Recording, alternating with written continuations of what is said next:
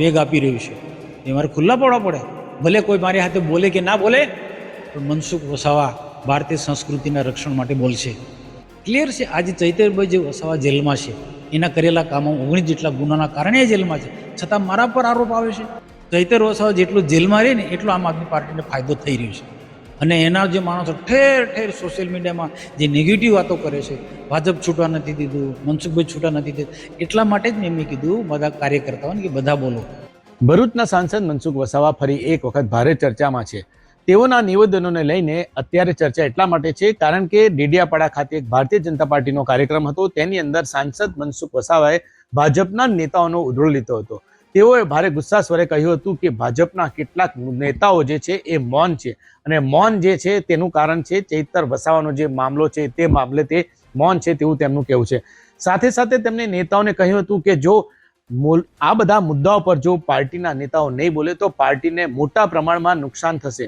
ત્યારે આ સમગ્ર બાબતે આપણી સાથે વાતચીત કરવા માટે ભરૂચના સાંસદ મનસુખ વસાવા છે, એમની સાથે વાત કરીશું. મનસુખભાઈ, ખાસ તમે જે ગુસ્સે થવાનું કાલનું કારણ શું હતું? કારણ કે પાર્ટીનો કાર્યક્રમ હતો ને પાર્ટીના નેતાઓ પર જ તમે ગુસ્સે થયા હતા, એનું કારણ શું છે અને કયા નેતાઓ પર તમે ગુસ્સે થયા હતા? જો આપની વાત સાચી છે, આપે કહ્યું ને કે મનસુખભાઈ વસાવા બહુ ભારે ચર્ચામાં છે. આ ચર્ચામાં છું એટલામાં જ ચર્ચામાં છું કે હું હમણાં સાચું બોલું છું. ને સાચું બોલું એમાં કોઈ પણ આવે, એમાં અમારો હોય કે પછી સામેનો વિરોધ પક્ષ હોય, કોઈ પડે, એ બધા માટે હું ખુલ્લું બોલું ને સત્ય બોલું છું. તો એ જ વાત ગઈકાલે ડેડિયાપાડા વિધાનસભાના આગેવાન કાર્યકર્તા મેં મિટિંગ બોલાવી. તાલુકા પંચાયતના સભ્યો હતા, જિલ્લા પંચાયતના સભ્યો હતા, સંગઠનના તાલુકા જિલ્લાના ખૂબ સારી સંખ્યામાં ક્રીમ લોકો ઉભા હતા.